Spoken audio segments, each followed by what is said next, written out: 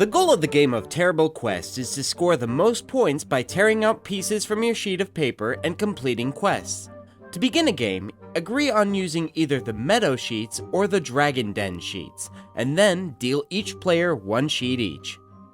Next, separate the boss cards, the monster cards, and the bonus cards. Shuffle the monster cards, deal 3 face down into the middle of the table, and put the rest back in the box and flip over the top monster card like so. Then you'll choose one of the bosses to play against. If you're playing the Meadow, you can choose the Cyclops or the Phantom, and for the Dragon's Den, there's the Dragon or the Phantom. Each have 2 sides with different goals to choose from, so this is the time where you decide which version of the boss you would like to fight for this game. Last but not least, you'll have to get a 2-minute timer. This isn't included in the box, but you can get creative. A game of Tearable Quest is made up of 3 2-minute rounds. In a round, the players will tear their sheets into pieces that have the icons of the quest on the table. So in this instance, the players are going up against the Mage and the Frenzied Cyclops. The Mage has 3 ways to score. A piece that has 1 mage and a pink sword will score 2 points, 2 mages and a sword will score 4, and 3 will score 6 points. The Cyclops requires a piece with 3 weapons of any kind and a Cyclops on it, and will score 6 points.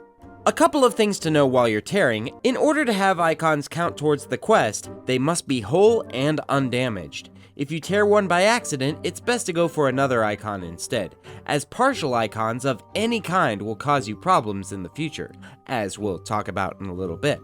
Also be aware that there are icons on the back of the paper that, though they don't affect the quests, they do have the ability to add or subtract from your score, so you might want to look at both sides while tearing. Oh, looks like the 2 minutes are up. Everyone put your pieces down and let's see what we've got. Our 2 pieces for the quest look like this.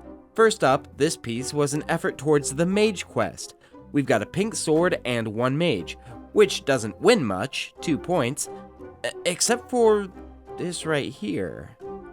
This paper seems to have a tiny part of another icon, which means the quest is failed.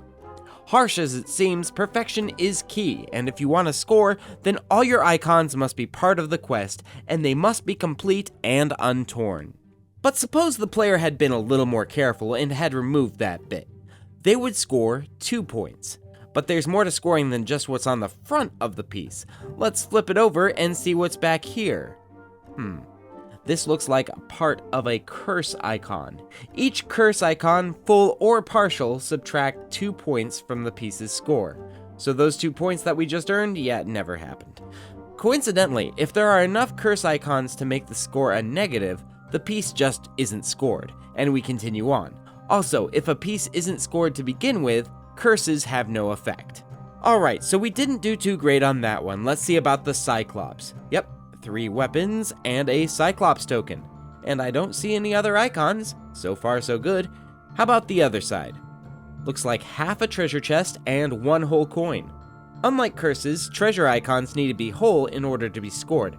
So we don't get the 2 points from the treasure chest, but that coin icon adds 1. So we have a total of 7. And just to clarify, if a piece doesn't score, neither does the treasure on the back. After the pieces have been scored, all pieces and scraps are thrown away except for the rest of your sheet. If a player has torn their sheet into multiple pieces, they choose one to keep and throw the rest away. This being the case, it's wise to keep as much of your sheet of paper together until the last round. Once scores have been counted up, replace the monster card with the next one in the stack, and when everyone is ready, start the timer for the next round. After the 3rd round is done, add up each player's score and whoever scores highest wins. So that's the game of Tearable Quest, and if you want to add a little bit to the challenge of the game, why not incorporate the bonus cards? These add extra quests and goals to gain even more points. To use them in the game, just like monster cards, deal 3 and reveal the top card, replacing it every round. And until next time, this is Hogwash. Catch you later.